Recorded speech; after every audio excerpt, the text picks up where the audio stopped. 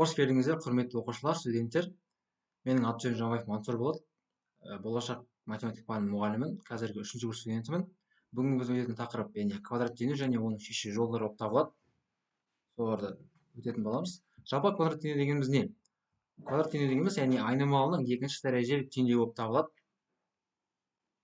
Және оны біз дискриминант арқылы шеше аламыз. Оның жалпы түрі көрсетілгендей ax квадрат плюс bx және плюс c бұл бұның жалпы теңдеуі болып табылады. Және дискриминант. Дискриминанттың бізде осындай, яғни d тең b квадрат минус 4ac атты формуласы бар бізге белгілі. Біз оны осылай таба аламыз. Және сәйкесінше x1 x2-ні минус b плюс түбір астында d бөлінген 2a және x2-ні тең минус b минус түбір астында дискриминант бөлінген 2a формуласымен таба аламыз. Бұл жерде көріп тұрғанымыздай айырмашылық тек таңбада ғана. Және келесі тәсіл бұл бізде бірінші тәсіл болып табылады. Және екінші тәсілі бұл бізде бәрімізге белгілі Вет теоремасы. Көбісі осы Вет теоремасын түсініп, көбісі қолдана қоймайды. Оны негізі қолдану барысында көрсетемін. Негізі оңай. Және қарасақ, бізде яғни x1 плюс x2 тең минус b бөлінген a-ға тең дейді. Және x1 көбейтілген x2 тең c бөлінген a. Яғни қарап айтқан кезде бізде екі түбіріміз, яғни бізде x-ның алдына тұрған b яғни b-ның таңбасы керісінше керек. Мысалы бізде жерде плюс тұрса, бізге керісінше минус b-ны табу керек болады. Ал x1 мен x2-ні көбейткен кезде, яғни бізде оны с-ға тең болу керек деген сияқты. Осы бізде жалпы Вет теоремасы. Көп ұзамай, тезірек практикалық жүзінде көрсетейін. Яғни осы үш мысалды біз бірінші дискриминант арқылы шешіп көрейік. Яғни бізде осының теңдеуі берілген x квадрат плюс 6x плюс 5 тең 0. Яғни дискриминант бізде тең болады b квадрат, яғни біз жазып қойып тұрмыз егер дискриминант формуласын d тең b квадрат минус 4ac. Осы формулаға сүйеніп біз есеп шығарамыз. Дискриминант яғни біз b квадрат. Ёпты керек, Ақназар!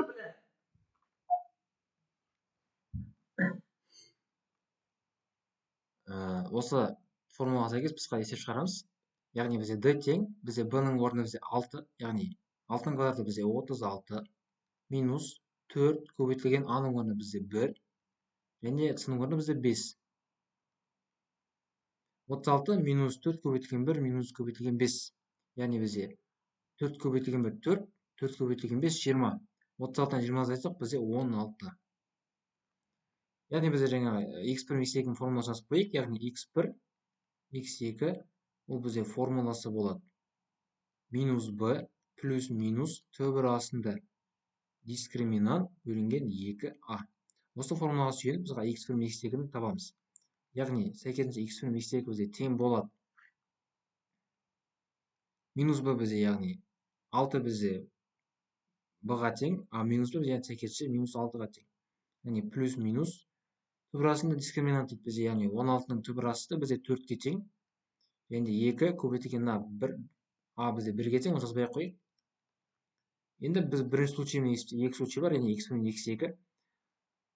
Бірінші плюсмен есептейік. Минус 6 плюс 4. Нешеге тең? Минус 2-ге тең. Минус 2-ні 2-ге бөлсек, минус 1. Және екінші түбірі уже минусмен есептейміз. Минус 6 минус 4 бізде минус 10-ға тең. Минус 10-ны 2-ге бөлсек, минус 5-ке тең. Яғни бізде x1 x2 минус 1 минус 5-ке тең екен.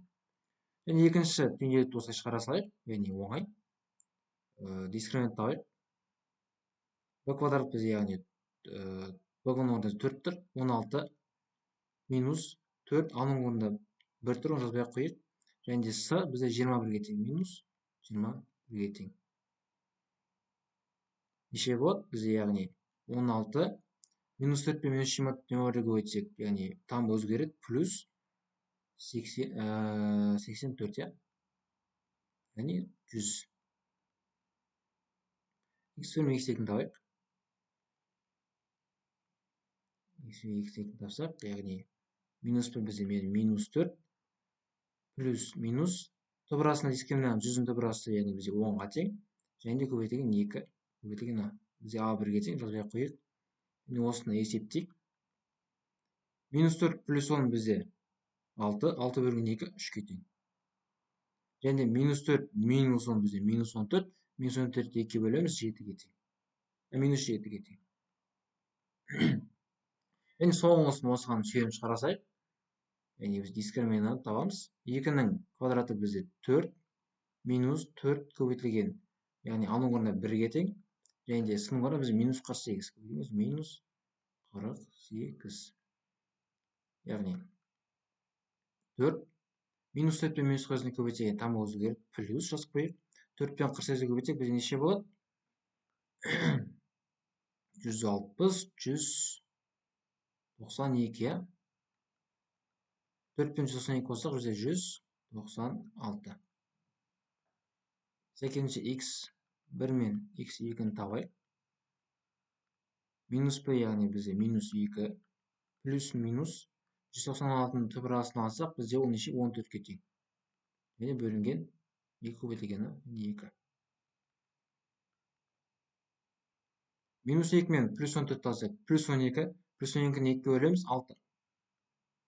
Және екінші минус бөлсек, минус 2, минус 14, минус 16, минус 16-ні 2-ке бөлеміз 8. Минус 8. Яғни бізде осы теңдеудің жауабы минус 8 мен 6 екен. Келесі. Бұл үшінеді біз керісінше ветмен шешіп көрейік. Яғни бізде вет не дейді?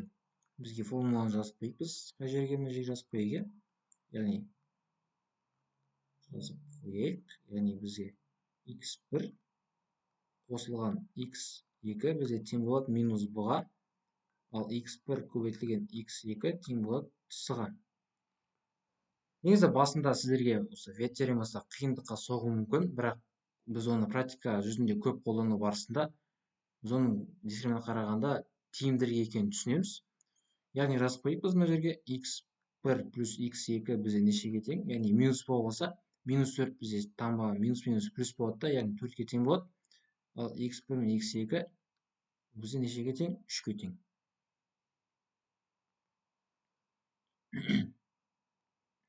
Енді қарайық.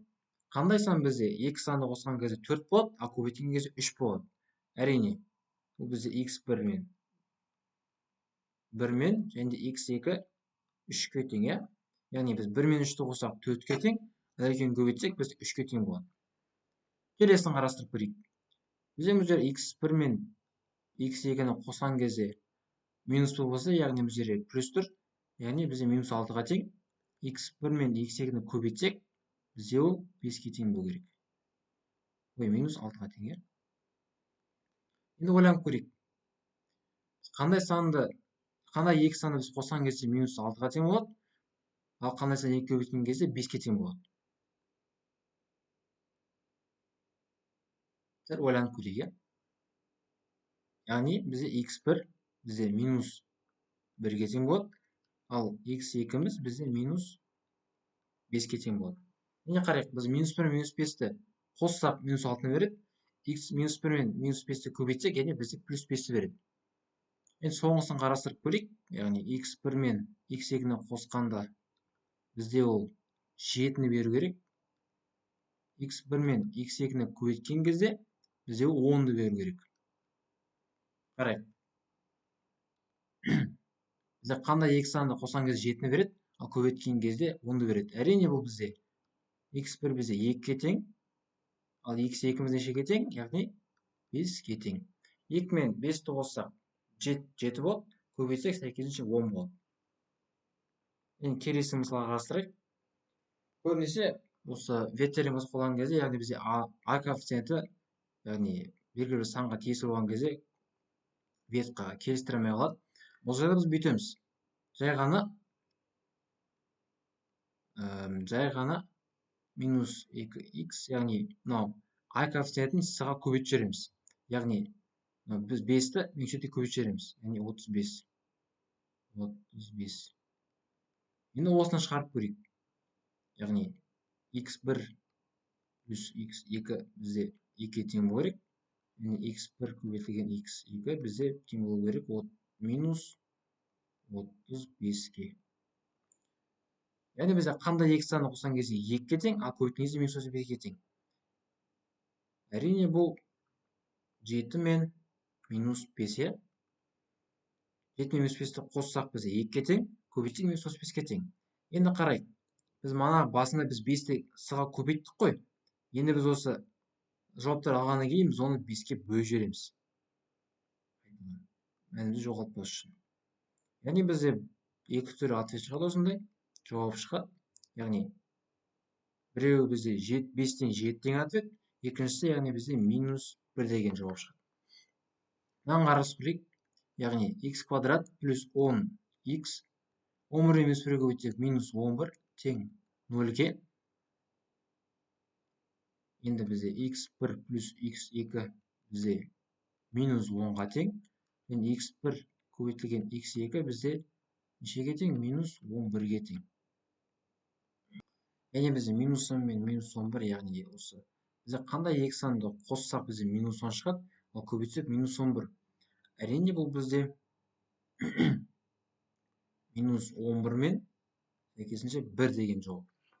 Яғни біз басында 11-ді көбейттік, сәйкесінше бөліп жібереміз қайтадан. Яғни бізде x1-іміз бізде тең болады минус 1-ге, ал x2-міз бізде тең болады 1 бөлінген 11-ге тең екен. Және соңғысы мына жерде қате кеткен, яғни бізде плюс емес, мына жерде бізде минус болу керек. Сол кезде шығады. Яғни y квадрат минус 16y. 6 мен минус 6-ны көбейтсек бізде минус 36 тең 0-ге. Яғни біз x1 мен x2-ні қоссақ бізде ішіне шығу 16 шығу керек. 16 шығу керек. Ал x1 мен x2-ні көбейтсек бізде минус 36 шығу керек. Енді бізде қандай екі сан қосқан кезде 16, ал көбейтсек минус 36 шығады. Яғни бұл бізде 18 бен минус 2 сандар, е? 18 минус 2-ні қоссақ бізде 16 шығады, ал көбейтсек минус 36 шығады. Енді осы екі санды біз басында қандай саннан көбейттік? 6-ны көбейттік па? Осы 2-ні 6-ға бөліп жібереміз. Сәйкесінше бізде y1 бізде 18-ді 6-ға бөлсек біз 3-ке тең. 2 y2 бізде минус 2-ні 6-ны қысқартсақ минус 1 бөлінген 3-ке тең екен. Енді осымен бізде осы видеоның соңына қорытындылап келдік. Біз бүгін дискриминант және вет теоремаларының іс жүзінде қалай қолдану екенін көрсеттім. Барлықтарыңызға рахмет, сау болыңыздар.